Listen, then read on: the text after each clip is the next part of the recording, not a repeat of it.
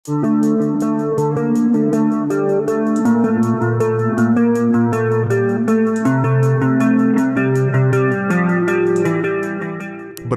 isu terkait dua jabatan jenderal terancam, gugur, atau dicopot.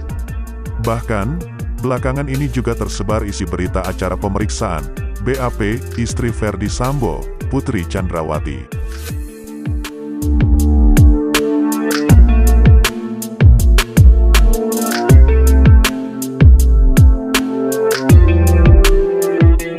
Kasus Brigadir J ini terus bergulir dan jadi sorotan publik.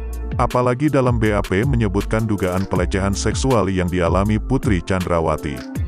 Dikutip dari Fox Timor, keterangan Putri Chandrawati dalam BAP sangat berbeda dengan keterangan saksi lain dalam kasus tewasnya Brigadir J karena itu dugaan pelecehan seksual yang dialami Putri Chandrawati itu tengah disorot warganet. Selain berseberangan dengan Polri, narasi tersebut dianggap membuat motif pembunuhan Brigadir J akan semakin sulit terungkap. Anggota Komisi 3 DPR Dipo Nusantara mengatakan, narasi dugaan pelecehan seksual dalam peristiwa pembunuhan almarhum Brigadir J memang sulit diterima. Pasalnya, Polri dengan tegas sudah mengeluarkan surat perintah penghentian penyidikan (SP3). Dalam BAP itu konfrontasi Putri Chandrawati terkait dengan narasi pelecehan seksual tersebut. Dalam BAP tersebut, istri Ferdy Sambo menceritakan kejadian di Magelang pada tanggal 7 Juli sekitar pukul 18 sampai pukul 19.30.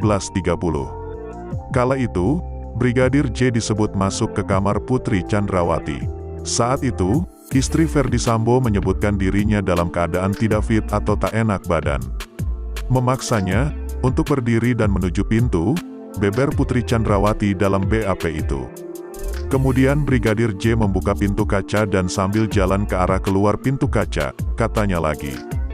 Dalam keadaan itu, Putri Chandrawati mengaku sengaja menyenggol keranjang tumpukan pakaian yang sudah disetrika. Bahkan, saya, Putri Chandrawati, menendangkan kakinya ke pintu kaca.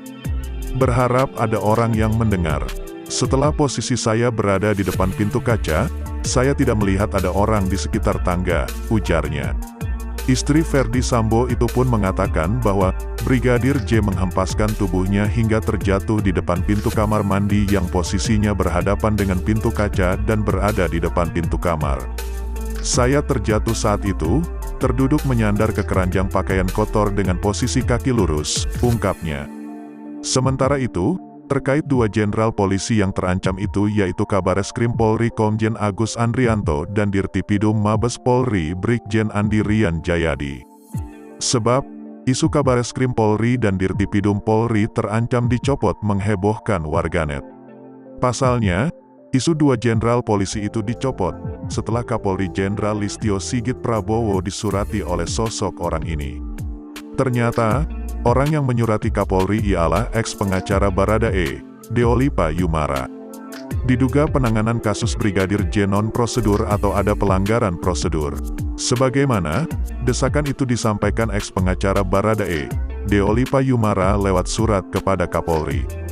Penasaran dengan isi surat dari Deolipa Yumara kepada Kapolri? Disadur dari Priangan Timur, berikut ini isi surat Deolipa Yumara kepada Jenderal Listio Sigit Prabowo.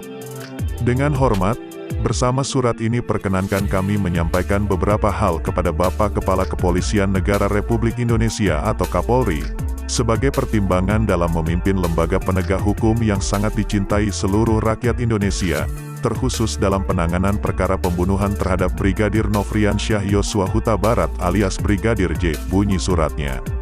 Nah, bagaimana menurut kalian? Cantumkan komentar kalian di bawah ini. Terima kasih sudah menonton video kami dan sampai jumpa di video selanjutnya.